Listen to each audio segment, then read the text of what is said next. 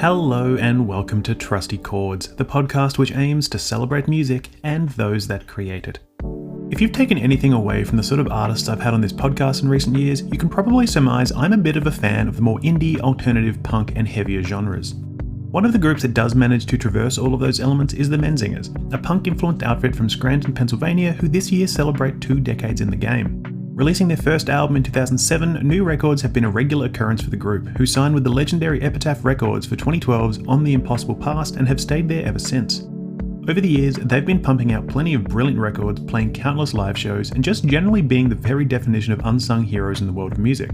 Seriously, go back and listen through their discography. It's pretty hard, if not impossible, to find a dud. This week, the Menzingers return with their latest record, Everything I Ever Saw, and if you're a newcomer to the group, it's a solid showing of what makes them great. It's got hooks, it's got choruses, it's got some pretty heavy songwriting, and it's got that undeniable element that makes us all love them.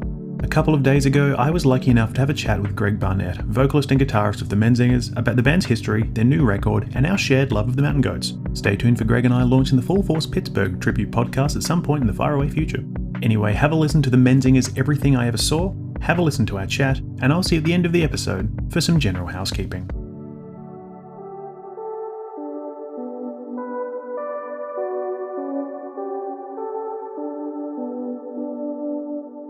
Greg Barnett, thank you very much for joining this episode of the Trusty Chords podcast. Thank you so much for having me. So for those who don't recognize your name, could you give me a quick few words to introduce yourself and maybe why we're chatting today? Sure. My name is Greg Barnett. I play guitar and I sing in the band The Menzingers. We're about to put out our 8th album, which is crazy to say, called Everything I Ever Saw. It comes out on Friday. So yeah, we're just here for a chat and hang out. Yeah. Amazing. I like it when it's nice and succinct like that. But what I love to do at the start of these podcasts is actually go back in time to where a love of music first formed. So do you have a recollection of your earliest memory of when music first resonated with you? I do, yeah. So music was always really important in my household. Growing up, my parents were divorced, but they both loved music. I remember moments with my mom driving in her car. A tape cassette in the car, and she loved REM, and we always had REM playing, and that was like one of my first favorite memories of like, wow, I love this. And my dad, he moved to New Orleans and he was listening to a lot of, jazz and blues and things like that. And I was introduced to a lot more like, not, I guess more avant-garde type music, Dr. Brown and, just things that weren't on the radio, I guess. So I remember those types of things from him, and then I remember music from my mom of Bruce Springsteen, Tom Petty, and I remember just falling in love with that. And I remember the first thing that I truly fell in love with was Chumbawamba Tub Thumper. It's a hell of a I song, really. loved that song. I don't know how it translated down in Australia, but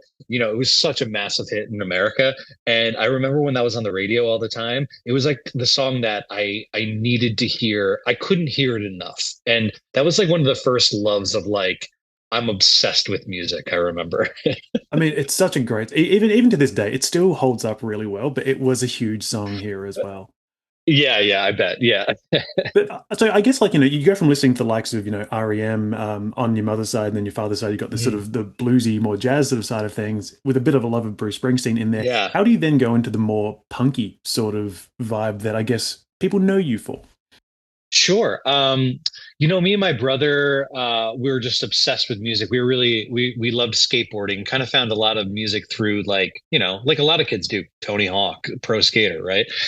So we were skateboarding and our friends and the older kids would show us the Bouncing Souls. They would show us, other like stuff on the East Coast that was happening. But, we got into music and then into punk rock, and it really happened where, when I went to a really small Catholic school, really, really tiny, and my art teacher was a punk, and she grew up in New York, and she used to go see the Clash when they would come over from England, and grew up like seeing the Ramones at CBGBs and things like that. And I think one day, I must have been wearing like a Nirvana shirt to eighth grade or something, and she was like, "Hey, let me give you some albums," and she gave me.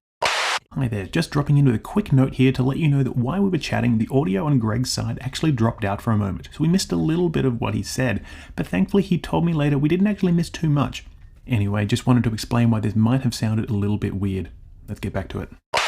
My initial first love of the kind of 70s stuff was the Ramones, and still to this day it is. And me and my brother just like kind of deeply, deeply fell in love with the Ramones. Yeah, that's kind of what I remember of that. We loved Green Day, Blink 182, loved all that. Then we got into Rancid and Operation Ivy, just like your traditional pathway into punk rock. But our love for the older stuff, we were kind of lucky because I feel like most friends that I talked to, they're like, yeah, it wasn't until I was 18, 19 that I got into that. We were like, no, we were like 13, listening to the Specials and London Calling, the Clash and Sex Pistols and the Buzzcocks and all that kind of stuff. And that was all just from my art teacher kind of just giving me records. So it was really cool. That's a pretty amazing education to have, like quite literally, education actually from a teacher, Yeah. giving you all this sort of stuff. Yeah. So I guess then as well, like, how do you sort of get into the world of playing music? Because obviously I know that the Menzingers was not your first band, but how did that sort of start for you? Yeah, I mean, the Menzingers weren't my first band, but in a way, it definitely was my first band. I had like high school bands, and I mean, we never did anything. We like recorded some songs, like a couple demos that we had, and we would play locally, but we didn't. To say that we were a band besides that is like kind of a stretch. We were like a high school band, just like kind of having fun. Like I joined, the Menzingers started, and I guess when I joined, because I was the other three were already in a band. So I was kind of like, I joined their new band essentially. I was 17, I was still in high school. So it's still like my high school band essentially. I was a freshman, or I was a senior in high school. You'll grow up one day, And I'm sure. yeah, yeah, exactly. And yeah, I don't know. So like, yeah, it's not my first band, but in a way, it's definitely my first and only band. um, yeah, and I don't know. It just I knew. Okay, so I was playing in high school bands, and we were playing locally. And I grew up right outside of Scranton, Pennsylvania, and Scranton had a good local band kind of circuit going on, and the other guys were playing in a band, and I would go see their band, and I I would watch them, and I was like, I need to play with these guys because I know they're the best of the best around. I just immediately knew that. I didn't know how I was going to pull that off, but I knew that I was like, if you want to do this seriously, these are the people you want to play with. And just a stroke of luck, Joe one day told the other guys like, "Hey, maybe we should ask Greg to join the band." And Tom called me up and had a practice, and it worked. Yeah, so it was kind of magical. But yeah, I saw them play, and I was like, they were just playing, and their shows were just like electric. And I knew that like if I was going to do this full time, I had to be playing with those guys. Yeah. So I guess, did you have any sort of inkling that 20 years later you'd still be in a band with those same guys?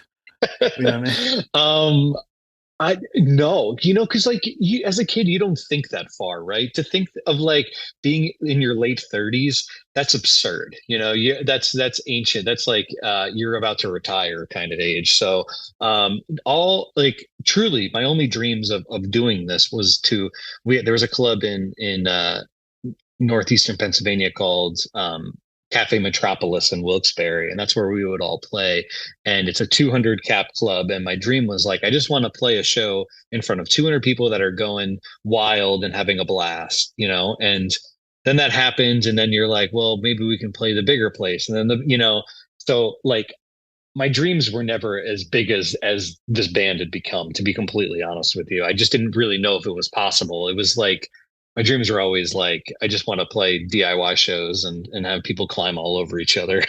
Yeah, right. Because I will admit that I was a bit of a latecomer to the Menzingers. Like I was aware of the name, but Hmm. it probably wasn't until I think Yeah. Rented World that I came on board. But I Okay. guess, and I mean, I guess that it really isn't too much of a latecomer in the grand scheme of things. But No. Yeah. it's Yeah. still like 12 years ago, I Hmm. think. I know. Yeah. But I guess for you, how do you look at the trajectory of the band? Like, do you view it as like continual incremental growth, or are you just sort of like, hey, we just keep plugging along and doing what we do, sort of thing? Definitely.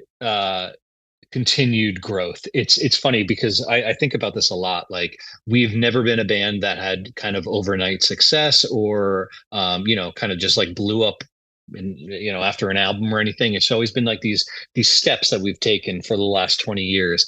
And you know, to me, I think that that's kind of like in a way, I think that's why we've kind of stuck together so long because um it's I found that I have friends bands that kind of had the overnight success, and it seems like to them it's been really difficult to kind of maintain their band because their lives change, right? They're all of a sudden they're four friends writing music in their basement, and then the next day, they're playing in front of 3,000 people, playing, the biggest fest ever, and it's everybody wants a piece of them, and the whole project becomes different than what it started out to be. And for us, we had time to kind of grow into the career. We had time to figure out, okay, now we hire a crew. Now we buy the van. Now we get the trailer. Now we do this. Like there was always the steps that naturally made sense, and it didn't have to go from like 0 to 100. And you know, I think we were really lucky that way. And it continues to feel that way. It continues to feel like we're continuing to take steps, and the band is growing and becoming, I don't know, bigger, I guess. Like there's new opportunities, there's new everything. So I like to think of it that way. Yeah, I mean that's a pretty good way to look at it because I mean if you start looking at it from the point Hmm. of view of like oh like we need to blow up or we need to do something huge, then you're gonna Yeah, get in your own head and you're not gonna get really anywhere. But yeah, it's an important way to look at totally. things. And Yeah. I guess as well, because I mean, I was just when you were talking about sort of like this sort of growth, I had a quick look at things like Spotify, for example, just looking at like the number of streams that you Hmm. guys have had on some of your top songs, and I mean, like, it's the sort of thing where I'm looking at that, and I'm like, those are actually some pretty impressive numbers, which I can only I know. assume that you probably hadn't thought of for a while, because It's kind of crazy. yeah, well, because Yeah. admittedly the song that I always get going back to because my wife is such a huge fan of it. Because so I should say my wife is Mhm. actually from Oklahoma. I'm wearing a t-shirt now. So despite me being Oh, Australian, nice, so she nice, always goes back to the song "America, I Love You, But You Freak Me Out" because she's happy to be away nice. from America. So that's like her little anthem. Yeah. Um, Yeah. but yeah, I always keep going back to that one, and I think every time I look at the numbers, I'm like, these should keep on going up, don't they? Um, but enough about living in the past because I do need to touch on this new record. So Sure. I listened to it this morning. It's a stunning record. I'm unaware when Thank this you. episode's going out. I'm aiming for release day. So for the sake of argument, let's say it's out today. Mhm. Congrats on the release of everything I ever saw, Greg. Thank you. Given that there's some heavier topics at play, I feel like the release of a record like this might be a bit bittersweet. But how are you feeling about this record about to be out in the world? I feel amazing. I'm so proud of it. It's always it's nerve-wracking. It's everything. Like you think by your eighth record, you'd be like, you've done it enough where you understand the emotions behind it all. But I actually don't. Every record, I'm like, some you're nervous of what people are going to say. You're excited about what people are going to say. There's also this bit of I was talking to my wife about this earlier, where I felt that like I felt like I've been kind of depressed the last couple of days, and I was like, you know what I think it is that whenever I finish a project, an album, it feels like there's this wave of depression where you finish the thing that you've worked on for so long, and I think that's it's hitting me in a way that I didn't realize. So I felt highs, I felt lows, I felt like this completion of something that's has really consumed my life for so long, and all my bandmates life, so it's a bit of everything. I wish I could just say it's like popping champagne bottles and everything, but yeah, it's truly like I feel it all. Like I guess the thing that I feel the best about is that I'm just so proud of it, and I'm so confident in it that um I know that it feels good to know that when you've worked so hard towards something, that what you're putting out is what you truly believe in and what you've worked towards. It's not, I messed up, I'll try again next time. It's, I believe in every note of this music. I believe in every word, and I'm excited for people to hear it. Hey, if they don't like it, that's fine. That's their own opinion, but I really like it. So that's how I feel. But there is a bit of um sadness of the creative process, essentially being over, because it's like it's been such a fun process to work on, I guess. Well, I was actually thinking only last week because I'm one of those huge record collector nerds where I'm like, collecting the Nice. variants of each pressing and that sort of thing. Nice. And I realized recently I'm like, I'm almost at the end of collecting for this one band. And I had that sort of feeling of the whole, like it's like Alexander the Great. It's like there's no more worlds to conquer. Like I've now reached that end. And I feel like you might think the Yeah, same way about the record, where you've been in it for so totally. long. Now you're like, well, now I'm at the end. What do I do next? Like, do I do the next album or I do I actually know. go on tour? I know. And I bought a new notebook the other day, and it just kind of hit me of just being like, I gotta write now. It's time to write write the ideas for the next thing. It's like that whole project is like ended. But now like the work comes involved of like all the interviews, the touring, all the promotion of the album, but the creative process has ended. And I don't know. Yeah, it's bittersweet, I guess, because I loved writing this album, and I had such a blast doing it with my friends and recording it and everything. But it's definitely a lot to celebrate. So I'm excited. We're doing these in stores and a record release show in Asbury Park. So I'm excited to celebrate the album. Hopefully, old friend Bruce Springsteen will turn up for the Asbury Park show, but we'll see how it goes. He's probably busy. that, Um, that would That would be, I kind of almost hope he's busy, because that would be, I don't think I'd be able to play if I saw him on the side of the stage. Yeah, well, I mean, if you can't get Bruce Springsteen, I'm sure Gaslight Anthem will show up. The next best thing. Um, sure. Yeah. but I feel like I should also say as well for this new album, what does an album like this say about who the Menzingers are in 2026? I think, that's a good question. I hope it says that we're a band that continues to, care about the quality of music that we make so far into our career, that, we our best days are now and they're ahead of us, and we're not the kind of band where it's just like we're in cruise control and we don't care about the music that we make, because we very much are wildly invested in every note of music that we make now. And I hope it comes off that way to fans. Songwriting is everything to us. The album process and creation of it all is the reason why we're a band for this long. So I hope that comes off, and I hope people realize that you know it's not just punching a clock for us. This is our life. This is everything. Punk rock is kind of a young person's game, right? So it's like it's funny to be doing it for 20 years. And I hope our passion can be heard through our music, I guess. Yeah, no, that is completely fair, and it's a very Hmm. good way to be looking at the record as Yeah. well. And I guess before I get on to the final section of this podcast, I'd be remiss not to ask as well. It's been 2 years since you were last in Australia, so Hmm. I saw you at the Melbourne show, and Nice. it was the hottest gig. It's the hottest gig I've ever been to Yeah. outside of, ironically, outside of New Orleans, where I saw Courtney Barnett, no relation, of Nice. course. So how are we looking on an Australian return? Oh my gosh, we are dying to get back to Australia. I definitely hope next year, 2027. If it's not 2027, early 2028. But we had the the tour that we did on Hello Exile and on our last record, like, were unbelievable. We've just been having such great Australian shows, so it's kind of just like we always come back. So if it's not next year, it's the year after, but definitely trying for next year. Amazing. Very, very eager to see you guys on our shores once again.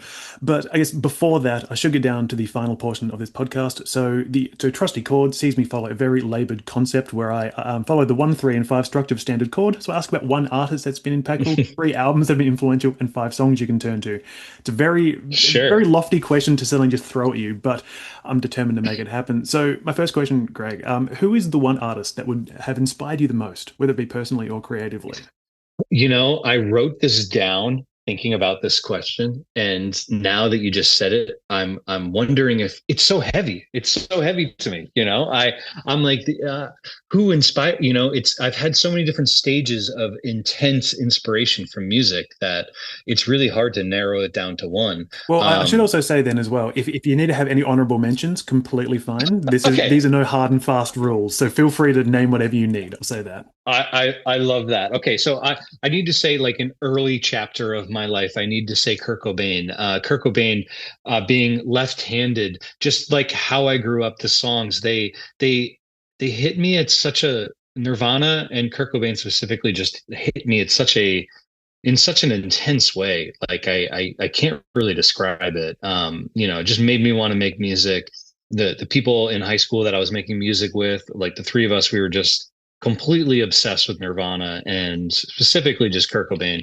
And yeah, so I mean that's such a huge one for me. So let's say that's an honorable mention. I think I wrote down Tom Waits because to me, Tom Waits is somebody that has so many different eras of his creative life, and I can always look to a different era of his life, and I it would mean so much to me. I don't know if I when I wrote that down, I'm like, do I mean that, or is it Joe Strummer? Is it Bruce Springsteen? Like, I think if I could have a Mount Rushmore, it would be Tom Waits, Bruce Springsteen, and Joe Strummer. So, I'm sorry I edited your question a little bit, but You are so fine. I'm I having a was hard saying to someone time. only a couple of days I'm having a ago. hard time. Well, I was saying to someone only a couple of days ago that I once asked a question about like their 5 songs, and they gave me like 10 songs, and I was like, you know what, this is going to be Okay, yeah, one yeah, hell of a jazzy augmented chord or something. So whatever. yeah, Um, yeah. but my next question for you would be, I'd love to know 3 albums that have impacted you the most. It's going to be albums you're always throwing on, or things Sure. integral to the musical evolution. Obviously, you mentioned a few before, but by all means, these could Yeah. be different. Yeah. Sure. I think that it's going to be part of my Mount Rushmore type thing. And I think these are albums that they influenced me when I first heard them. Whenever I go to write music or I think about music, I think of these albums. And it's also, these are albums that I study in very, very intently. And the first one is going to be London Calling. So, I mean, this to me is it's punk rock with my favorite bit of punk rock where it's just every type of genre. It's whatever. It's classic rock. I mean, you have like na na na na na na. You have like 1950s like type stuff. You have ska, you have reggae, you have like actual just like the gritty punk rock that the Clash created. Like you have like almost like classic rock type sounds. Like I loved how eclectic that album was when I first heard it when I was 13, and I still love it to this day, and I study it relentlessly. I still think of the feeling that I had when I heard Lost in the Supermarket. It's such a visceral feeling when I heard that song. And I think about it a lot. So, okay, so that's my first one. Then I have to do a Springsteen record, and this one is really difficult for me because all his albums have such a place in my heart. He's like this is my idol. And I have to go with Nebraska, and I think I have to go with Nebraska because it really showcases my love of just really personal or just really intense singer-songwriter style music and I love lo-fi music. I love things that feel like you're in a room with somebody and they're playing an acoustic guitar for you and you're just hearing the song in the simplest of forms. And Nebraska just hit me so hard when I first heard it. And I love all his records, truly. But there's something about Nebraska that means so much to me. And then I have to go with Tom It's Waits. such a And brilliant record, isn't it? yeah, Actually, oh my gosh, I it's should actually so ask. brilliant. I should ask. Did you listen to the Electric Nebraska when it arrived last year? Oh my God, of course I did. I Yeah, loved it. Loved it. Yeah. So well, that was well worth the I wait, wasn't loved it? the Electric Nebraska. It was absolutely worth the wait. It was so cool to hear those songs that way. So yeah, I love that record. And I'm gonna go Tom Waits. This was a hard one to pick a favorite because I Mule Variations is probably my favorite, but the one that shocks me and the one I go back to the most and the one that I think about the most and study the most is Rain Dogs. I think that Rain Dogs just feels like when I go to New York City and I hear the chaos of New York City, it sounds like that album. It sounds like what I think New York City sounds like. It sounds like what I think a Tom Waits universe sounds like. And I love the lyrics. I love all the songs on it. I love the arrangements. I love how odd it is. I loved how when I first heard it, I didn't like it. I didn't understand it at all, but I kept wanting to understand it. I didn't get the guitar parts. I was like, what's going on here? And I thought that was just the coolest part of it to me. And now it just all it clicks and it makes sense. And it's like an old friend when I listen to it. So yeah, I got to go with those three because they're the ones that I just, when I really want to think about music and understand my favorite songs, I go back to those three albums. Those are some really wonderful choices, and I also really like how you mentioned with Rain Nice. Dogs, like that sort of feeling of like the chaos of New York City. Because funnily Hmm. enough, and I don't know if I mentioned this on this podcast before, first time I ever visited New York City, I actually managed to navigate myself around based upon having played a level of Tony Hawk's Underground back in the day. So Incredible. my to this day, my wife is still amazed. She's like, "You've never been here. How the hell are you aware that there's an escalator right there?" I'm like, "I've played Tony Hawk, my dude." So. Yeah, yep. I love it. Uh, but back on topic, my final question for you would be: I'd love to know your five songs you could always turn to, whether it be for comfort, for excitement, anything at all. Your five trusty songs. I love this question. Okay, so um and it's funny because I was playing this song at dinner today. And I played it, God, a million times. And I was making dinner with my wife and my daughter, and we're dancing around to Dancing in the Dark. And it's the song that is my number one favorite song of all time. It's a song that's always been there for me. It's a song that I have sang at weddings with friends to, I've listened to myself on a long drive. It's probably the lyrics that just resonate so deeply with me to memories of childhood. My mom in the kitchen making dinner, listening to that. Like it's one of those just things that's always been there for me. Then I want to do dance music by the Mountain Goats, which is funny. I got two dancing type songs, I guess. Yeah, I think I'm gonna make it through this year. Oh no, sorry. I was torn at this one. I was like, should I do this year or dance music? Look, Um, as I should say, as someone who like, I mean, I've got a Mountain Goats tattoo on my wrist. Like, you're oh preaching to the yes. choir here, man. Like, Okay. I've got a Okay. tour poster next to me, the Mountain Goats. Like, by all means, feel free to throw that as an Oh, honorable mention, so I can have more Mountain Goats in this playlist. okay.